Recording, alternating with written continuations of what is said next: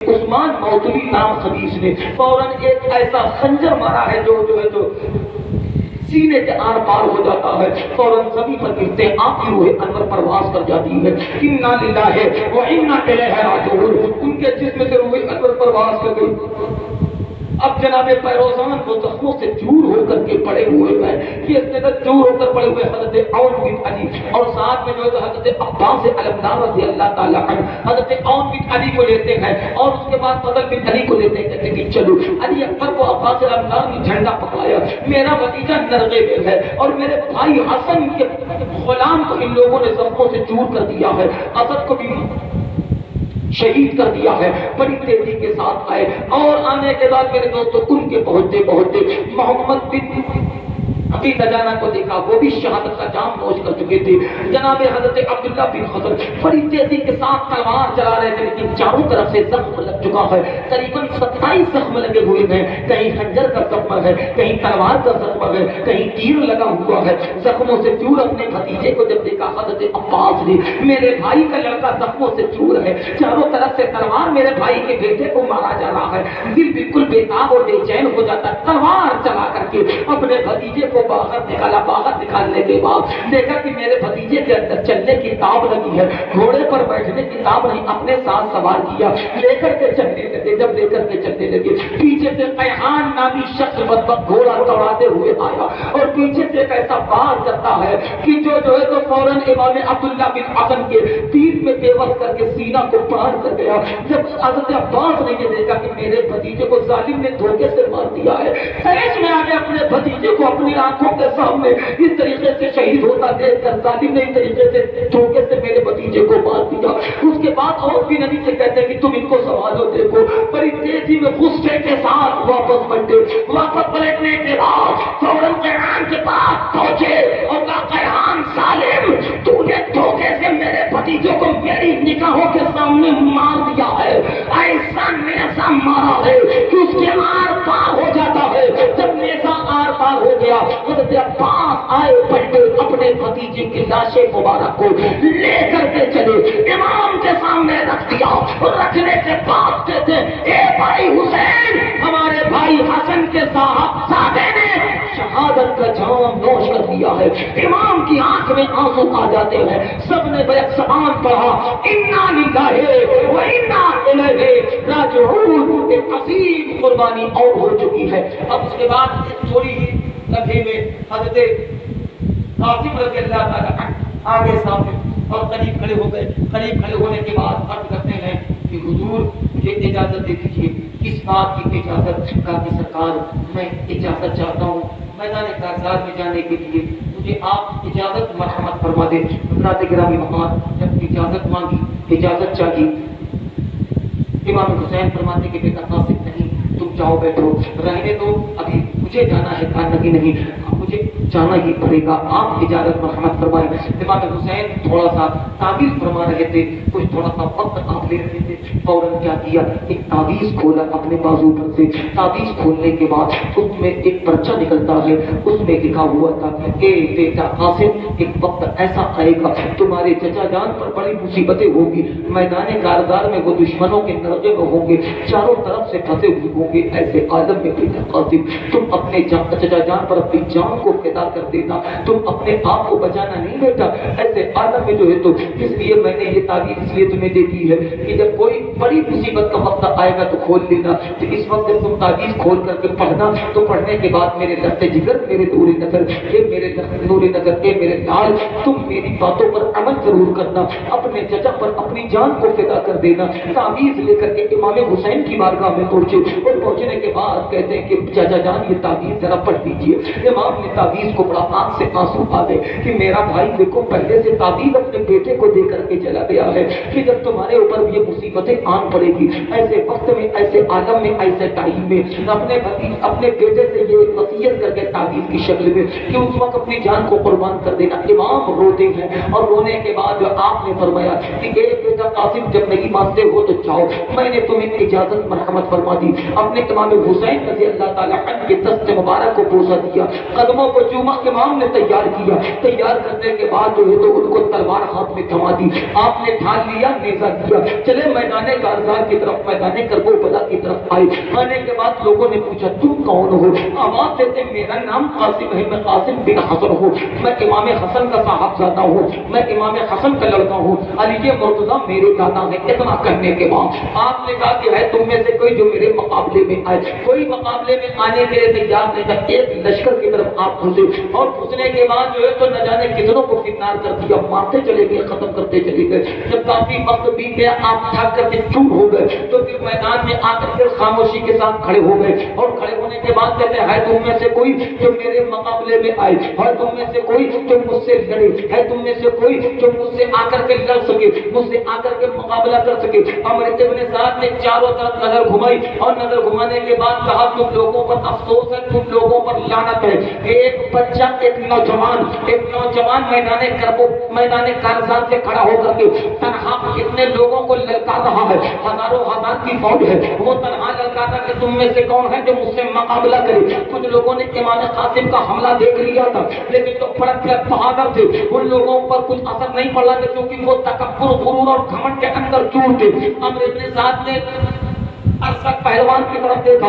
ارسک پہلوان کی طرف دیکھنے کے بعد ارسک جب اس کے مقابلے میں, ارسک کہنے لگا اگر میں مقابلے میں گئے, اگر میں نے اس کو قتل کر دیا تو لوگ کہیں گے مارا تو کس کو مارا؟ ایک نوجوان بچے کو مارا جس کے اندر لڑنے کا تجربہ نہیں تھا, جس کے اندر لڑنے کا ہنر نہیں تھا, جس کے اندر کوئی طاقت نہیں تھی. ایک نوجوان لڑکا تھا, نہ لڑنا جانتا تھا, نہ صحیح سے تلوار چلانا جانتا تھا, نہ اس کے اندر جنگ کا کوئی تجربہ تھا, نہ اس کے اندر جنگ کی کوئی تجربہ پایا جاتا تھا. اگر میں نے مارا تو اس کو مارا, اگر کہیں میں قتل ہو گیا تو لوگ کہیں گے ارسد جیسا پہلوان بھی جو کئی لوگوں کے ساتھ ایک ساتھ تلوار چلا کر کے ان کو خاک و خون میں ملا دیا تھا, لیکن ایک نوجوان لڑکے نے اس کو مار کر کے ختم کر دیا.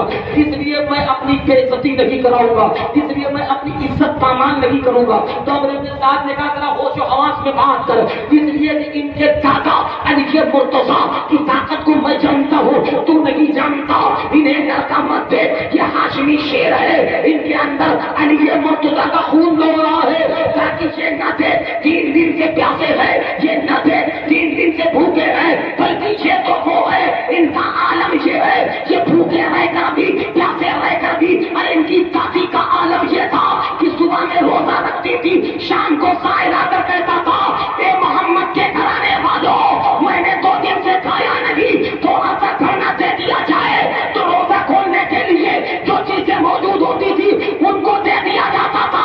تو یہ نہ دے 3 دن سے نہ کھایا, یہ نہ دے 3 دن سے نہ پیا. اور ایسے وہ ہے جن کے بارے میں احمد رضا نے بریلی سے کہا تیری نسل پاک میں ہے, بچہ بچہ نور کا, تو ہے میں نور, تیرا سب گھرانہ نور کا.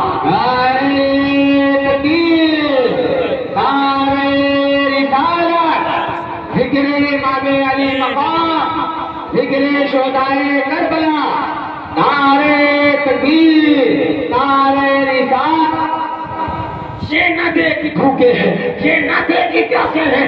ارسد ذرا جا تو صحیح, بڑے بڑے بہادروں سے تم نے لڑا ہوگا, بڑے بڑے بہادروں سے تم نے مقابلہ کیا ہوگا, بڑے بڑے بہادروں سے تم نے تلوار آزمائی کی ہوگی, بڑے بڑے بہادروں کو تم نے کشتے لگا دیے ہوں گے. لیکن ایک بار علی کے خون سے ٹکرا کے دیکھو, تب تمہیں پتا لگ جائے گا پہلوانی کیا ہے, تب تمہیں پتا لگ جائے گا تلوار زنی کیا ہے, تب تمہیں پتا لگ جائے گا نیزہ زنی کیا ہے, تب تمہیں پتا لگے گا. اس لیے آج تک تو تم ٹکرائے ہو تو لوگوں سے ٹکرائے ہو, جب علی کا لال سامنے آیا ہے تب تمہیں پتا لگ جائے گا کتنی ہمت ہے, کتنی طاقت ہے. آج تک نہ کچھ ہو جائے میں میدان میں نہیں جاؤں گا, مجھے اپنی عزت نہیں خراب کرنی. اب ابن سعد نے کہا کہ بڑا بیوقوف ہے, کیسے اس کو سمجھاؤں, عزت نہیں خراب کرنی کی, جائے تو سمجھ میں آئے گا, یہ گارنٹی جائے گا تو ریٹرن نہیں آئے گا, پکا مارا جائے گا. عمر ابن سعد پیچھے لگ گیا, نہیں یار سچ جانا ہی پڑے گا, اس لیے کہ لشکروں میں کوئی جان نہیں رہا. وہ آتا ہے, حملہ کرتا ہے, 10-20 کو مار کر کے پھر واپس جا کے کھڑا ہو جاتا ہے. تم لوگوں کی جانے کے لیے راضی نہیں ہو, تیار نہیں ہو. ارسک نے کہا کہ جب تم اتنا زیادہ ضد کرتے ہو تو میں دیکھو اپنے بیٹے کو بھیجتا ہوں, اس کے بعد بھی دیکھنا چٹکی بھر میں میرا لڑکا کیسے جو ہے تو اس نوجوان کا سر لے کر کے آ جائے گا. عمر ابن سعد ہنسا اور ہنسنے کے بعد کہا ارے ان کے دادا کی طاقت تو میں جانتا ہوں نا, میں جانتا ہوں نا کہ حضرت علی کون تھے، کیا تھے، کیا طاقت اللہ نے ان کو دی تھی. ایسے بھی شیر خدا کہہ گیا. اچھا اپنے بیٹے کو بھیجا، طلحہ کو بھیجا. ارزق نے سب سے پہلے بھیجا کہ جا تو جا.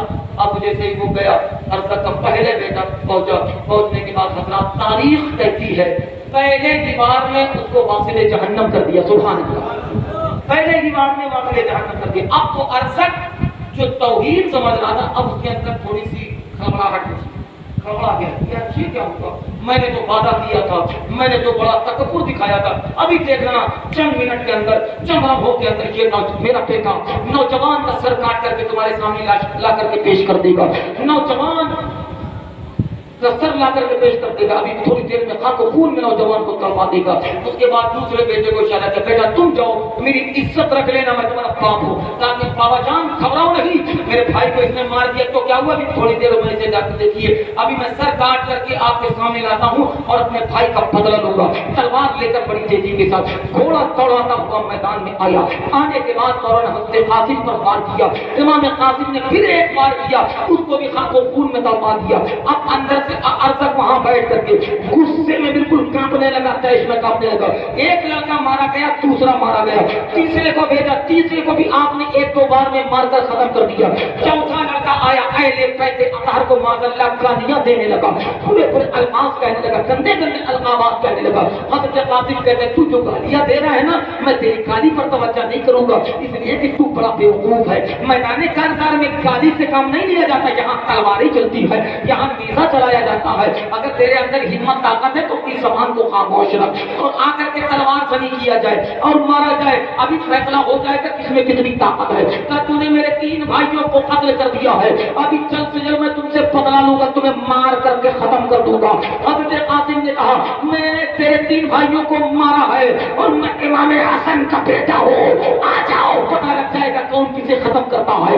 حضرات گرامی وقار تلوار چلی ہے، اس نے پہلا تلوار کا وار کیا، امام حسن نے خالی کر دیا، پھر دوسرا تلوار امام حسن کرتے ہوئے پھر خالی کر دیا جاتا ہے. لیکن آپ نے اسی تلوار کے بار میں اچانک وہ نیزہ مارا ہے کہ اس کا ہاتھ کٹ جاتا ہے اور وہ بڑی تیزی کے ساتھ بھاگ کر کے لشکر میں جا کر کے چھپ گیا. لشکر میں جا کر کے چھپنے کے بعد وہاں زمین سے گرا اور گرنے کے بعد مر گیا. اب عرصہ کھڑا ہوا، جانے لگا میدان کی طرف. عمرو بن صاحب نے کہا ابھی میں بھیج رہا تھا تو توحید سمجھ رہا تھا، اب تیرے 4 بیٹے مارے گئے، اب تو چلا ہے میدان کارزار کی طرف. وہ جواب دیتا ہے کہ جب کسی کے بیٹے مارے جاتے ہیں تو اس کے دل میں درد ہوتا ہے. اب میں جاؤں گا میدان کی طرف اور دیکھنا اس بچے کو میں کیسی سزا دوں گا، اس بچے کو میں کیسا سبق سکھاؤں گا، اس کو میں خاک و خون میں تڑپاؤں گا. میرے 4 بیٹوں کو اس نے مار کر ختم کر دیا. ارزق پہلوان آیا میدان میں، آنے کے بعد کا بیٹا اب اپنے آپ کو سنبھال لو، ہوشیار ہو جاؤ، اپنے آپ کو سنبھالنے کا مطلب کلیئر ہے، مطلب صاف ہے، مطلب کلیئر ہے، مطلب صاف ہے. کیا صاف ہے؟ تم نے میرے 4 بیٹوں کو مار دیا، 4 بیٹوں کو قتل کر دیا، 4 بیٹوں کو خاک و خون میں دبا دیا، 4 بیٹوں کو مجھ سے چھین لیا ہے. نوجوان اب جلد سے جلد میں تجھے جو ہے تو موت کے گھاٹ اتروں. امام قاسم فرماتے ہیں ٹھیک ہے.